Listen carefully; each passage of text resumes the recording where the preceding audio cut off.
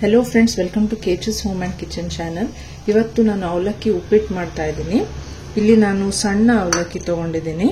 ಈ ಕಪ್ ಅಳತೆಯಲ್ಲಿ 2.5 ಕಪ್ ತಗೊಳ್ತೀನಿ। ಈ ದಪ್ಪ ಅವಲಕ್ಕಿನ ನಾವು ನೆನೆಸಬೇಕಾಗುತ್ತೆ ಸ್ವಲ್ಪ ಹೊತ್ತು, ಯಾಕಂದ್ರೆ ತುಂಬಾ ದಪ್ಪ ಇರೋದ್ರಿಂದ ಫಸ್ಟ್ ಚೆನ್ನಾಗಿ ವಾಶ್ ಮಾಡಿಕೊಂಡು ಒಂದು 5 ನಿಮಿಷ, ಜಾಸ್ತಿನೂ ಅಲ್ಲ, ಒಂದು 5 ನಿಮಿಷ ಹಾಗೇನೆ ನೆನೆಸಿಡ್ತೀನಿ। ಮೊದಲಿಗೆ 2-3 ಸಲ ವಾಶ್ ಮಾಡ್ಕೋಬೇಕು। ಜಾಸ್ತಿ ಹೊತ್ತು ನೆನೆಸಬೇಡಿ, ಉದ್ರುದ್ರಾಗಿ ಬರಲ್ಲ, ಹಾಗೇನೆ ತುಂಬಾ ಮೆತ್ತಗಾಗ್ಬಿಡುತ್ತೆ, ಅಷ್ಟು ಮೆತ್ತ ಕೂಡ ಆಗಬಾರ್ದು। 5 ನಿಮಿಷಕ್ಕಿಂತ ಜಾಸ್ತಿ ನೆನೆಸಬೇಡಿ, ಇನ್ನ ಕಮ್ಮಿ ನೆನೆಸಿದ್ರೂ ಆಗತ್ತೆ। ಹಾಗೇನೆ ನೀರು ತೆಗೆದು ಇಟ್ಕೋಬೇಕು। ಈಗ ಪ್ಯಾನ್ಗೆ ಎಣ್ಣೆ ಹಾಕೊಳ್ತೀನಿ। ಎಣ್ಣೆಗೆ ಸ್ವಲ್ಪ ಸಾಸಿವೆ, ಈಗ ಸ್ವಲ್ಪ ಉದ್ದಿನ ಬೇಳೆ 1 ಸ್ಪೂನ್ ಅಷ್ಟು, ಸ್ವಲ್ಪ ಶೇಂಗಾ, ಸ್ವಲ್ಪ ಕೆಂಪಾಗಿದೆ। ಇವಾಗ ನಾನು ಈರುಳ್ಳಿ ಹಾಗೇನೆ ಹಸಿಮೆಣಸಿನಕಾಯಿ ಹಾಕ್ತೀನಿ। ಒಂದು ಮೀಡಿಯಂ ಸೈಜ್ ಈರುಳ್ಳಿ, 3 ಮೆಣಸಿನಕಾಯಿ ಹಾಕ್ತಾ ಇದ್ದೀನಿ, ಸ್ವಲ್ಪ ಕರಿಬೇವು ಜೊತೆಗೆ,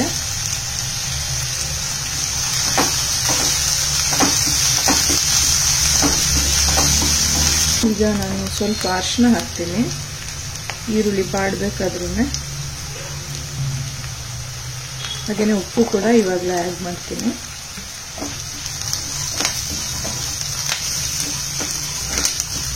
ಈಗ ಸ್ವಲ್ಪ ಕಾಯಿ ತುರಿ ಹಾಕ್ತೀನಿ।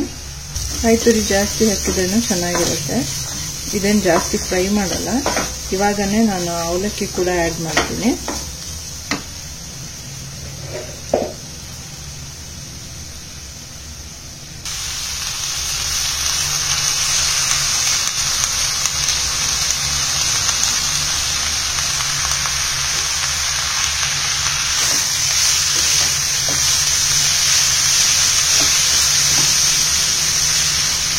ಹೀಗೆ ಎಲ್ಲ ಚೆನ್ನಾಗಿ ಇವಾಗ ಮಿಕ್ಸ್ ಮಾಡೋಣ।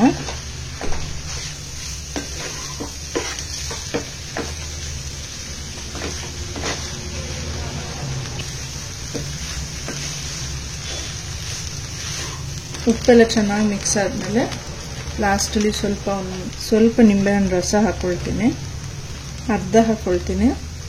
ಹಾಗೇನೆ ಕೊತ್ತಂಬರಿ ಸೊಪ್ಪು, ನಿಮಗೆ ಚಿತ್ರಾನ್ನ ಥರನೇ ಅನಿಸುತ್ತೆ, ನಿಂಬೆಹಣ್ಣು ಚಿತ್ರಾನ್ನ ಮಾಡ್ತೀವಲ್ಲ ಸೇಮ್ ಹಾಗೇನೆ ಇರುತ್ತೆ। ಅವಲಕ್ಕಿನ ಅನ್ನ ನಾನು ತಗೋತಾಗಲ್ಲ, ಇಷ್ಟೇನೆ ಇದು। ಇವಾಗ ಮಿಕ್ಸ್ ಮಾಡಿಬಿಟ್ಟು ಸ್ಟವ್ ಆಫ್ ಮಾಡ್ತೀನಿ। ಜಾಸ್ತಿ ಹೊತ್ತು ನೆನೆಸಬಾರ್ದು, ಇಲ್ಲಿದ್ರೆ ಈ ಥರ ಉದ್ರಾಗಿ ಬರಲ್ಲ। ಅವಲಕ್ಕಿ ಉಪ್ಪಿಟ್ಟು ಇವಾಗ ರೆಡಿಯಾಗಿದೆ, ನೀವು ಟ್ರೈ ಮಾಡಿ। ಇದು ನಿಮಗೆ ಮೊಸರು ಜೊತೆ ಅಥವಾ ಕಾಯಿ ಚಟ್ನಿ ಜೊತೆ ಚೆನ್ನಾಗಿರುತ್ತೆ। ಇದು ಬ್ರೇಕ್ಫಾಸ್ಟಿಗೆ ಬೇಗ ಕ್ವಿಕ್ಕಾಗಿ ಮಾಡೋವಂಥ ರೆಸಿಪಿ। ಹಾಗೆಯೇ ವಿಡಿಯೋ ಇಷ್ಟ ಆಗಿದ್ರೆ ಲೈಕ್ ಮಾಡಿ, ಶೇರ್ ಮಾಡಿ, ಚಾನಲ್ನ ಸಬ್ಸ್ಕ್ರೈಬ್ ಮಾಡಿ। ಮತ್ತೆ ನೆಕ್ಸ್ಟ್ ವಿಡಿಯೋದಲ್ಲಿ ಸಿಗ್ತೀನಿ, ಅಲ್ಲಿವರೆಗೂ ಬಾಯ್।